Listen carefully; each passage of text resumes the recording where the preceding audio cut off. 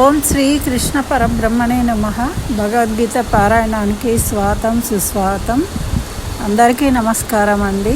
మనము భగవద్గీతలో 4వ అధ్యాయము జ్ఞానయోగంలో 33వ శ్లోకం వరకు తెలుసుకున్నామండి అర్థసహితంగా.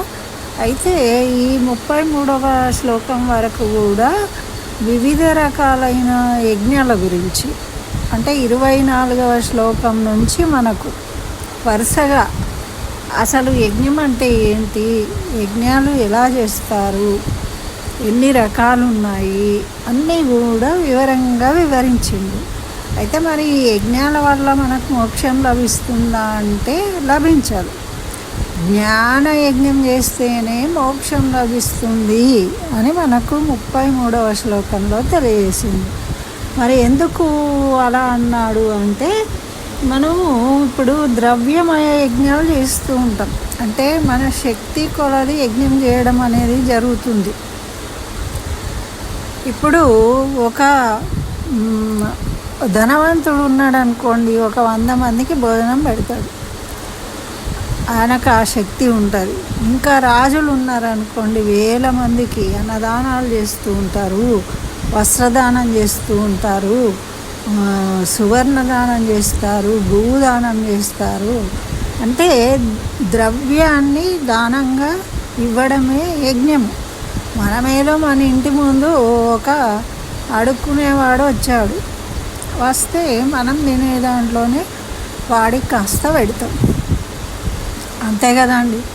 అంటే శక్తి కొలది వాటిని చేయడం జరుగుతూ ఉంటుంది. మరి వీటికి ఏమైనా అంతం ఉంటుందా, అనంతమైన ఫలితాలు ఉంటాయా అంటే ఉండదు. మనం ఎంత చేస్తామో అంతే ఫలితం మనకు లభిస్తూ ఉంటుంది.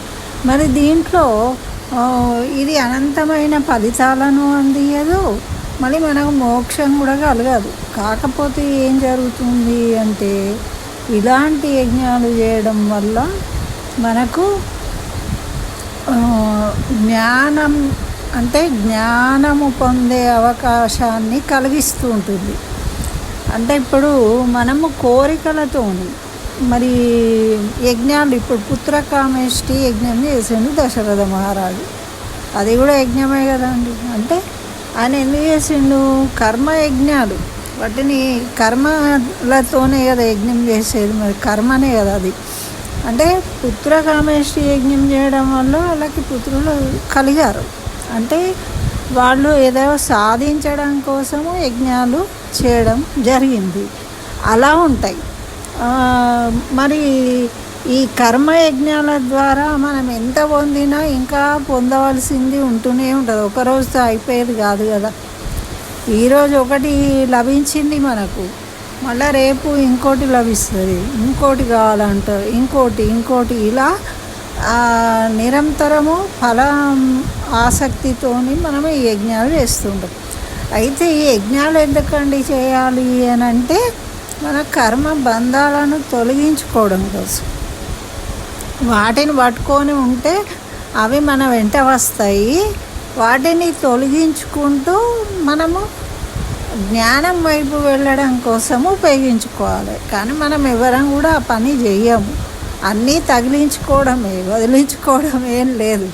మరి అట్లాంటప్పుడు మనకు ఒకటి తీరితే ఇంకోటి తీరితే ఇంకోటి, ఇట్లా చేస్తూ ఉంటాం కదా.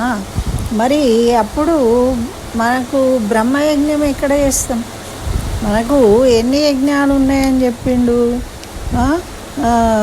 మనకి ఒక యజ్ఞం చేసిండు అంటే ద్రవ్యయజ్ఞం కావచ్చు, అది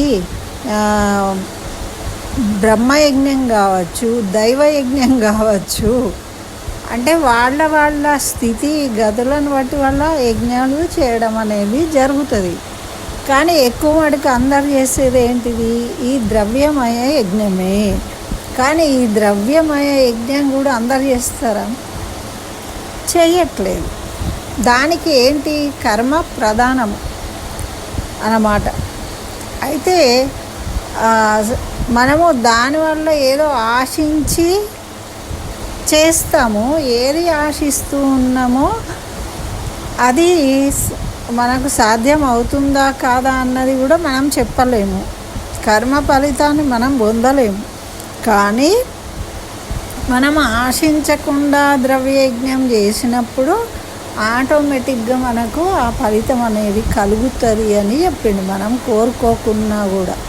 అయితే ఇవన్నీ ఏంటి, మంత్రాలతో చేసేవి, తంత్రాలతో చేసేవి, యంత్రాలతో చేసేది, పూజలు పునస్కారాలు వ్రతాలు, ఇవన్నీ మా కోరిక నెరవేరిందండి, అందుకని మనము సత్యనారాయణ పూజ చేస్తూ ఉన్నాము. దానికో 10 మందిని పిలిచాము, అందరికి భోజనాలు పెట్టాము. అట్లా అంటే ఏదో కొంతమంది దానాలు చేయడము, ఇవాళ ఏకాదశి అండి, బ్రాహ్మడికి దానం ఇవ్వాలి అంటే ఇట్లాంటివి చేయడం వల్ల మనం ఆసక్తి లేకుండా, కోరికలు లేకుండా ఇలాంటి యజ్ఞాలు చేస్తూ ఉంటే మనకు శాంతి సుఖము లభిస్తుంది, కానీ మోక్షము లభించదు. మోక్షము లభించాలి అంటే జ్ఞానయజ్ఞం చేయాలి. జ్ఞానయజ్ఞం అంటే ఏంటిది, ఇప్పుడు మనకు ఒక వస్తువు ఉందండి, దాని పట్ల ఆపేక్ష ఉన్నది, అది ఎప్పటి వరకు ఉంటుంది, దాని యందు మనము విముఖులమై నాకు ఇది వద్దు, అవసరం లేదు, దీంట్లో ఏమీ లేదు, ఇది మనకు శాశ్వత ఆనందం ఇచ్చేది కాదు అని వదులుకుంటాం చూడండి, అది జ్ఞానం. శాశ్వతమైన ఆనందం ఇచ్చేది ఏంటిదో తెలుసుకోవడమే జ్ఞానము. ఇవన్నీ వచ్చేటి పోయేటి అంతే. ఇప్పుడు రైల్లో వెళ్తూ ఉన్నామండి, ఎవరో కలుస్తారు, మనకు నచ్చిన విధంగా మాట్లాడితే వాళ్ళు క్లోజ్ ఫ్రెండ్స్ అయిపోతారు, ఫోన్ నెంబర్లు తీసుకుంటాము, అది చేస్తాము ఇది చేస్తాము, ఉన్నంతసేపు తీసుకుపోయిన ఆహార పదార్థాలు షేర్ చేసుకుంటాము, మై చుట్టాలు మా చుట్టాలు అని మాట్లాడేస్తాము. ఇక మాట్లాడేసి అయిపోయిందా, ఇంకా తర్వాత ఏదో ఒకసారో 2 సార్లు ఫోన్లు చేసుకోవడం, తర్వాత ఇక అయిపోతుంది, ఇక అంతే. అంటే మన జీవితం మనది వేరే ఉంటుంది. ఇప్పుడు G7 సమావేశాలు అయినాయి, అక్కడ చూడండి ఎవరి అంచనాలు వాళ్ళవి మైండ్లలో ఉన్నాయి, కానీ వాళ్ళు మాట్లాడుతూ ఉన్నారు, వాళ్ళ మైండ్లో ఏమున్నదో ఎవరికి తెలియదు. అందరూ మాత్రం ఆహా ఓహో అని పలకరించుకోవడం, ఫంక్షన్ జరిగితే ఎలాగో అలా చూస్తే గమ్మత్ అనిపించింది కదండి. ఏ స్థాయిలో వాళ్ళైనా కూడా కాస్త నవ్వుకుంటూ అట్లా రిలాక్స్ కావాలని ఉంటుంది ఈ సమావేశము. వాళ్ళ లెవెల్ వాళ్ళందరూ కలిసినప్పుడు వాళ్ళు ఆ విధంగా క్యాజువల్గా మాట్లాడుకోవడం, బాగున్నారా అంటే బాగున్నారా అని పలకరించుకోవడం చూడండి. అట్లా ఉన్నప్పటికీ వాళ్ళు ఏది కోరుకుంటున్నారు, ఏది చేస్తున్నారు అనే దాన్ని బట్టే వాళ్ళు అక్కడ మాట్లాడతారు, అంతే కదండి. అంటే మనం చేసేది కూడా మన మైండ్లో మనకి ఏం ఆలోచనలు ఉంటాయో దానికి అనుకూలంగా మనం కర్మలు చేస్తాం, కాబట్టి అవి మనకు సాధ్యం అవుతూ ఉంటాయి. కానీ మనం మోక్షం అడుగుతూనే లేము, మోక్షం కావాలంటూనే లేము. మన మోక్షం ఎట్లా దొరుకుతుంది? మోక్షం కలగాలి అంటే ఇవన్నీ శాశ్వతమైనవి కాదు అనే జ్ఞానాన్ని పొందాలి. అంటే వీటన్నిటి యందు మనకు నిరాసక్తత కలిగినప్పుడు మన జ్ఞానం కలిగినట్టు. అయితే మనకు ఈ 33వ శ్లోకంలో అది తెలియజేసిందన్నమాట. అంటే ఇప్పుడు మనం అందరికీ ఒకటే ఫలితం వస్తుందని చెప్పలేము. ఎలాగండి, భక్తి ఉంటే అయిపోయా, అది ఉంటే అయిపోయా, ఇది ఉంటే అయిపోయా అంటారు, కానీ భక్తికి లెవెల్ ఉన్నది. ఇప్పుడు తాదాత్మ్యత ఉంది. ఇప్పుడు వాగ్గేయకారులు ఉంటారు, వాళ్ళని కొట్టినా కూడా పట్టించుకోకుండా వాళ్ళు దైవ భక్తి ప్రదర్శిస్తారు. అంటే నిజంగా వాళ్ళు తన్మయులై శరీర బాధలను మర్చిపోయి అంతటి ఉంటుందా మనకు. ఎక్కడనో చప్పుడవుతూ ఉంటే ఇటు పాట పాడినా మన మైండ్ ఎటో వెళ్ళిపోతుంది. అట్లా మన శక్తి సామర్థ్యాలు యోగ్యతను బట్టి మనము పనులు చేస్తూ ఉంటాం. ఏవైనా ద్రవ్యయజ్ఞం చేసినా ఏ యజ్ఞం చేసినా కూడా మన శక్తి సామర్థ్యము యోగ్యత కూడా ఉండాలండి. అందరూ అన్నీ చేయలేరు కదా, యోగ్యత అనేది ఉండాలి చేయడానికి. ఇప్పుడు భగవంతుడి రథాన్ని లాగడానికి కొన్ని ఉపయోగపడతాయి, కొంతమంది ఉపయోగపడతాయి, అందరికీ ఆ అవకాశం రాదు. అట్లా దానాలు చేయడం కూడా సామర్థ్యాన్ని బట్టే ఉంటుంది. ఇప్పుడు నేను సువర్ణదానం చేయాలంటే చేయగలుగుతారు అందరూ, భూదానం చేయాలంటే చేస్తారా? భూదానం పేరుతోని, గోదానం పేరుతోని ఏదో 6 రూపాయలు ఇవ్వండి, 100 రూపాయలు ఇవ్వండి గోదానము అని చదువుతారు, కానీ మనం డబ్బులు ఇస్తాం. అది గోదానం ఎట్లయితుందండి? నిజంగా మనం ఏదో తృప్తి పడడం అంతే, మనం కూడా ఏదో చేసినామని. పిండి కొద్ది రొట్టె అంటారు, మనము పిండి ఎంత ఉంటుందో రొట్టె అంతగా చేయగలుగుతాం, కానీ అంతకన్నా పెద్దగా ఎట్లా చేస్తామండి, చినిగిపోతారు. కాబట్టి ఇవన్నీ యజ్ఞాల ఫలితాలు కూడా మనకు ఎలా ఉంటుంది అంటే మన శక్తి సామర్థ్యాల మీద ఆధారపడి ఉంటాయి. మన పాప క్షయానికి సహకరిస్తాయి. మన మంచి ఉద్దేశంతో నిరహంకారులమై ఇవి చేసినప్పుడు మనం పాపాలు అంటే నేను చెప్పిన కర్మ బంధాలు తొలగిపోతాయి. కానీ మనము అహంకారంతో యజ్ఞాలు చేస్తే మళ్ళీ ఇంకా కర్మ బంధాలే తగులుకుంటూ ఉంటాయి, అంతకుమించి ఇంకేమి ఉండదు. అందరూ యజ్ఞం చేస్తూనే ఉంటారు, కానీ యజ్ఞం చేయడం వల్ల పాప క్షయం కావడం, వాళ్ళ కోరికలు నెరవేరుతాయి అప్పటిదప్పుడు, కానీ దానివల్ల వాళ్ళ కర్మ బంధాలు కూడా పెరుగుతూనే ఉంటాయి. అంటే సరైన మార్గంలో ధర్మ మార్గంలో వాళ్ళు చేయనప్పుడు కర్మ బంధాలులో చిక్కుకుంటారు. ఒకవేళ మనము ధర్మబద్ధంగా చేసినట్టయితే మన పాప క్షయము అవ్వడానికి అవకాశం ఉంటుంది అని ఇక్కడ చెప్తుంది. అయితే అనే ఈ విధంగా ఎన్నో రకాల యజ్ఞాలు ఎలా చెయ్యాలి, చేస్తే వాటి ఫలితం ఏంటి అన్నీ చెప్పి మరి వాటి వల్ల మనకేం మోక్షం రాదు అని చెప్తూ ఉన్నాడు అన్నమాట. మరి మోక్షం రావాలి అంటే జ్ఞానయజ్ఞం చేయాలి. జ్ఞానయజ్ఞం చేయాలి అంటే మనం జ్ఞానవంతులం కావాలి. జ్ఞానవంతులం అయినప్పుడే మరి ఈ యజ్ఞాలు ఎందుకండి ఇవన్నీ చేయడము అంటే మనము జ్ఞానవంతులము కావడానికి దోహదపడతాయి. ఇవన్నీ చేస్తే ఏదైనా పని ముందే రాదు కదండి, చేస్తూ ఉంటే దాంట్లో మెళకువలు నైపుణ్యత పెరిగి దాన్ని పూర్తిగా అవగాహన చేసుకుంటాం, దాని గురించిన విషయం అంతా తెలుసుకోగలుగుతాం అన్నమాట. అదేవిధంగా మన జీవిత సారం ఏంటి, మనం ఏం చేస్తున్నాము, ఏం చేయాలి, మనకి ఏది అవసరము, ఏది చేయడం వల్ల మనము ఉద్ధరింపబడతాము, మనము పని సులువుగా ఎలా చేసుకోవాలి ప్రతి దాంట్లో ఉంటుందండి. మనం ఇంటి పనులు చేసుకోవడంలో కూడా ఎన్నో మెళకువలు. ఇప్పుడు అన్నం వండుడు మొదటికే రాదు, దాన్ని మనం ముందు మొదలుపెట్టిన తర్వాత కొన్ని రోజులకు పర్ఫెక్ట్గా చేయడం వస్తుంది. ఆ పర్ఫెక్ట్గా ఏదైతే చేస్తూ ఉంటామో దాన్ని అంటే దాని గురించి మొత్తం తెలిసిపోయింది. ఇంకా అది జ్ఞానము. అంటే ఒక్కొక్క విషయాన్ని తెలుసుకుంటే అది జ్ఞానం కరెక్ట్. మన జీవితం గురించి తెలుసుకోవడము బ్రహ్మజ్ఞానం అవుతుంది, ఆత్మజ్ఞానం అవుతుంది. అది కదా మనకు కావాలి. ఈ బయట అన్నం వండుడు, ఏదో పని చేయడము, కంప్యూటర్ ఆపరేట్ చేయడము, ఇవన్నీ కూడా జ్ఞానమే. కాకపోతే ఇవి ఇక్కడే పనిచేస్తాయి. ఇప్పుడు మనం జీవించి ఉన్న కాలంలో ఉపయోగించుకోవడానికే పని చేస్తాయి, కానీ మనకు మోక్ష సాధనకు ఉపయోగపడేవి కాదు. కాబట్టి ఇవి ఎన్ని చేసినప్పటికీ మనము మీకు ఒక ఉదాహరణ చెప్తా. ఇప్పుడే ఇంతకుముందు ఒక వీడియో చూసిన, ఏమంటే ఈ మమతా బెనర్జీ ఉంది కదా, ఎట్లాంటోళ్ళైనా కూడా ఇప్పుడు ఆమె పరిస్థితి ఎంత దీనాతి దీనంగా మారిపోయింది. ఆమె ఒక మహారాణిలాగా అందరి నోర్లు మూయించి అహంకారంతో కన్ను మిన్ను ఆనక ఎన్నేళ్ళు తను ఒక్క చేతితోని ప్రభుత్వాన్ని నడిపించి ఇటు అందరినీ అధికారము చేతిలో ఉన్నది కదా అని అహంకారంతో ధర్మ పరిపాలన చేయలేదు. అధర్మవర్తనం వల్ల ఏమైంది, ఆమె పతనం చెందింది ఈ రోజుకు.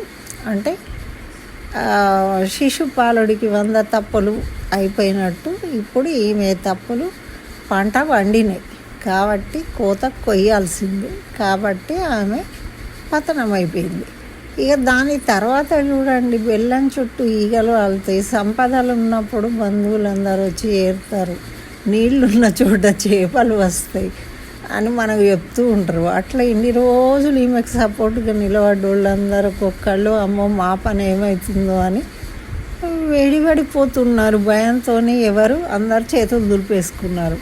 కానీ ఈమె మిగిలింది ఏంటండి పాపం, ఆమె ఏమైనా సుఖపడ్డదా? ఆమె మంచి బట్టలు కట్టుకుందా, బంగారం వేసుకుందా, ఎంజాయ్ చేసిందా జీవితము? ఆమె పిల్లలు ఉన్నారా? ఏం చేసిందని? ఏం చేయలేదు. కానీ జీవితంలో ఒక అహంకారం, దాంతో మాత్రమే ప్రవర్తించింది. అది ఆమెకు అవసరం లేనిది, కానీ దాన్ని పట్టుకొని ఈమె పాకులాడింది. ఎంత మంచి అవకాశం ఇచ్చిండు భగవంతుడు నీకు, ఇంతమంది జనులకు సేవ చేసేది. ఆ భాగ్యాన్ని ఉపయోగించుకోలేదు. అయితే ఇప్పుడు ఏమైంది మరి? అంత అయిపోయింది. ఈమెనంటే కాళికా దేవాలయాన్ని మూసేసిండు. ఎన్నో దేవాలయాలు మూసేసిండట, అక్కడ ఓపెనే కాలేదు. ఇప్పుడు కాళికాదేవి ఆలయానికి వెళ్ళింది ఈమె దర్శనం చేసుకోవడానికి. వెళ్తే ఈమె వచ్చింది అని ఎవరు కూడా ఈమెను ముందు పంపిస్తలేరు. వివిఐపి అని రండి రండి అని అందరు పక్కకు దోసేసుకుంటూ దాని వెళ్తారు కదా వీళ్ళు. అట్లా ఏం లేదు. ఈమె వచ్చిందని కనీసం చూసి కూడా సామాన్యులు ఎవరు పక్కకు జరగడం లేదు. వాళ్ళు వెళ్ళిపోతున్నారు, ఈమె పట్టించుకుంటలేరు. దిక్కులేని దానిలాగా అక్కడ నిలబడి చూస్తూ ఉంది వెళ్ళడం కోసం. అంటే చూడండి, ఎప్పటికైనా అది తప్పదు. కాబట్టి మనము జ్ఞానవంతులం కావాలి. ఆత్మ జ్ఞానం ఎప్పుడు కలుగుతుంది? అయ్యో ఇవన్నీ చేస్తేనే నేను అని ఇప్పుడు బాధపడి కూడా లాభం లేదు. మనకు అవకాశం కలిగినప్పుడు దాన్ని ఉపయోగించుకోవాలన్నమాట. అయితే ఇక్కడ ఏం చెప్తున్నాడంటే ఈ 34వ శ్లోకం, తద్విద్ధి ప్రణిపాతేన పరిప్రశ్నేన సేవయా ఉపదేక్ష్యంతి తే జ్ఞానం జ్ఞానిస్తత్వదర్శినః అంటున్నాడు. ఏం చెప్తున్నాడు అంటే, నాయన అర్జున, జ్ఞానుల దగ్గరికి వెళ్ళాలి. మనము యజ్ఞం చేయాలి. జ్ఞానం కావాలంటే ఏదైనా ఇప్పుడు ఒక కంప్యూటర్ గురించి తెలుసుకోవాలంటే కంప్యూటర్ వచ్చిన ఆయన దగ్గరకు పోయి తెలుసుకోవాలి. ఆ సెంటర్లో పోయి జాయిన్ అయ్యి నేర్చుకుంటాం, వాళ్ళు చెప్తారు. అట్లనే ఈ జీవితంలో ఆత్మ జ్ఞానం కలగాలంటే కూడా ఏవి నేర్చుకోవాలో అటువంటి జ్ఞానులు వాళ్ళ దగ్గరికి వెళ్ళాలి. వెళ్ళి వాళ్ళకి సేవలు చేయాలి, నియమాలు పాటించి అహంకారాన్ని వదిలిపెట్టి వాళ్లకు సేవలు చేసుకుంటూ వాళ్ళను అనుసరిస్తూ జ్ఞాన సముపార్జన చేయాలి. జ్ఞానుల దగ్గరికి వెళ్ళి అంటే ఇక్కడ నవ్వు వస్తుంది మనకి. అర్జునుడికైతే మరి కృష్ణ భగవానుడే చెప్తున్నాడు కదా, ఇంకెక్కడికో జ్ఞానుల దగ్గరికి పొమ్మంటుండేంది అంటే కాదు, ఇది మన కోసం చెప్తున్నాడు. అర్జునుడికి అంటే కృష్ణుడు లాంటి వాడు అక్కడే ఉన్నాడు, చెప్పగలుగుతున్నాడు. కానీ మనకు కూడా అటువంటి స్థాయిలో ఉన్న గురువులు ఉంటారు. మనం గురువుల దగ్గరికి వెళ్ళి తెలుసుకోవడం అలవాటు చేసుకోవాలి. అన్నీ మనకే తెలుసు కాదు, ప్రతి మనిషికి కొన్ని విషయాలలో తెలుస్తాయి. కానీ ఆత్మజ్ఞానం అందరికీ తెలియదు.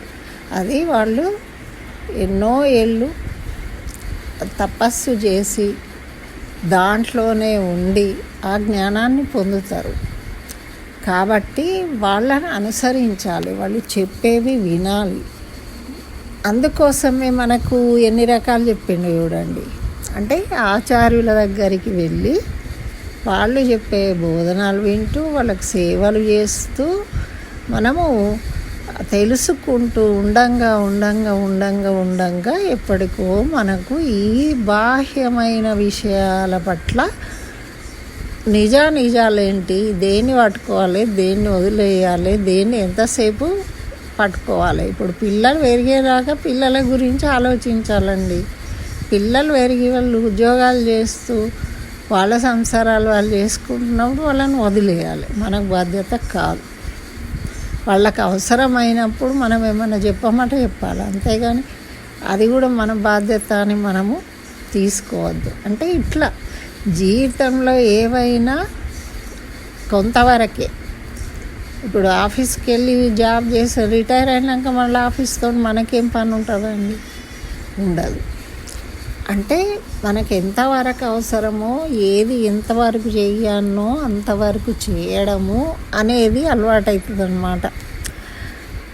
మిగతా వాటిని వదిలేసుకోవడం అంటే ఈ కర్మ బంధాలను తొలగించుకోవడం ఎలాగో తెలుస్తూ ఉంటే మనకు భగవంతుడికి చేరువైతాం. ఇప్పుడు వాళ్ళందరూ వెళ్ళిపోతేనే కదా మమతా బెనర్జీ చివరకు కాళికామాత దగ్గరికి పోయి దర్శనం చేసుకొని మొక్కుకుంటాను. ఇప్పుడు విజయ్ జోసెఫ్ కూడా పోయి మూకాంబికకు కిరీటం బహుమానం ఇచ్చి వచ్చిండు అమ్మవారికి. అమ్మవారు కోరిందా? ఎందుకండి? కోరికల కోసం. ఈ కోరికల కోసమే చేసినవి కానీ ఇది మోక్షం కోసం చేసింది కాదు. అంటే మనము పశ్చాత్తాపంతో మనము వాటిని వదిలించుకున్నప్పుడే జ్ఞానం అంటది. మరి ఇప్పుడు ఏదో ఈ సమయానికి ఇది వదిలించుకున్నా ఈ బుద్ధి వచ్చింది ఇంకోసారి చెయ్యని మళ్ళీ అవే చేసినాం అనుకోండి, అంటే అప్పుడు అజ్ఞానమే. మన బంధాలు ఎటు మళ్ళీ ఇంకా డబుల్ అయ్యి మనకే వచ్చి చుట్టుకుంటాయి. సాలేడు కదా తన దాంట్లో తనే చిక్కుకున్నట్టు మనము మన చేసే పనుల వల్ల, మనం చేసే కర్మల వల్ల మనము అందులోనే చిక్కుకుని ఉంటాము. మళ్ళీ జన్మలు ఎత్తుతూ ఉంటాము. మోక్షం ఎక్కడి నుంచి వస్తుంది? అంటే వీటన్నిటితోని సంబంధాలను ఎలా తొలగించుకొని మన ఆత్మ జ్ఞానాన్ని ఎలా పొందాలనేది గురువుల దగ్గర తెలుసుకోవాలి.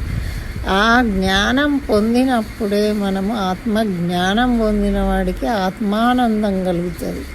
ఆ ఆత్మానందం ఒకసారి ఎవరైతే పొందుతారో వాళ్ళు మళ్ళీ ఇంకా ఇందులోకి రారు. ఎందుకంటే వాళ్ళ కర్తవ్యమేం లేదు వాళ్ళకి. వాళ్ళకి జీవితం అంటే ఏంటో తెలిసిపోయింది కాబట్టి వాళ్ళు చేయాల్సిందేమీ లేదు. వాళ్ళకి తిండి, నిద్ర వీటి అన్నిటినీ మర్చిపోతారు వాళ్ళు. అవన్నీ అవసరం లేదు. ఈ శరీరానికే అవసరం, ఆత్మకు అవన్నీ అవసరం లేదు అనే జ్ఞానం కలిగినప్పుడు ఏం చేస్తారు? ఇవన్నీ వదిలేసినవన్నీ జ్ఞాన యజ్ఞంలో దహించి వేస్తారు. అంటే ఈ బాహ్యమైన వాటి పట్ల కోరికలు ఏవైతున్నాయో వాటన్నిటినీ కూడా ఆ జ్ఞానం అనే యజ్ఞంలో మనము తొలగించుకుంటున్నాం అన్నమాట. అది చేయడానికి మరి ఎక్కడికి పోవాలి అంటే ఒక జ్ఞాని దగ్గరికి వెళ్ళాలి. నువ్వు ఒక జ్ఞానే కాదు, మనకు సాటిస్ఫాక్షన్ అవుతుంది అనండి. ఇప్పుడు ప్రతి వాళ్ళు అంటారు ఎక్కడనో ఒక చోట క్లిక్ అవుతుంది మనం చేసే పని. ఇప్పుడు 10 సార్లు ప్రయత్నం చేస్తాము, ఈయన దగ్గరికి పోయినాం పని అవుతుందని, ఆయన దగ్గరికి పోయినాం పని అవుతుందని, ఇట్లా ఎంతోమంది దగ్గరికి పోతాం. పోయినా కూడా అది క్లిక్ కాదు. ఎక్కడనో ఒక చోట అనుకోకుండా ఒక వ్యక్తిని కలవడం వల్ల అది సరిగా పని మనకు జరుగుతుంది, సరైన వ్యక్తిని కలుస్తాం. అట్లనే జీవితంలో రోగం వచ్చింది, ఆ రోగం ఏంటిదో కరెక్ట్గా కనుక్కున్నవాడు మందిస్తే తగ్గుతుంది. అంతేగాని మనకు తెలిసిన డాక్టర్ల దగ్గరికి పోతాం, ఈ డాక్టర్ దగ్గర పోయినా ఆ డాక్టరు ఈ డాక్టరు ఏ డాక్టర్ దీనికి పనిచేసేవాడో మనం తెలుసుకుంటూ ఉంటాం. కానీ ఆ సరైన డాక్టర్ ఎవరో మనకు తగిలినప్పుడే మన రోగాన్ని తగ్గించగలడు. అలాగే మనకు సరైన గురువు దొరికినప్పుడే. ఇప్పుడు చాలామంది చెప్తుంటారు కదా మనకు ఏమని, ఎంతోమందిని కలిసిన నాకు గురువులు వాళ్ళ అనుగ్రహం ఉంటే మనకు గురు కటాక్షం కలుగుతుంది. అంతేగాని మనం కోరుకుంటే రారట.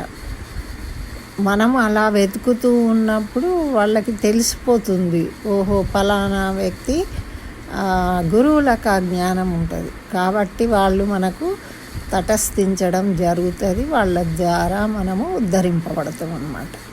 అలా చేయాలి అన్నప్పుడు మనం ప్రయత్నం అయితే చేయాలి.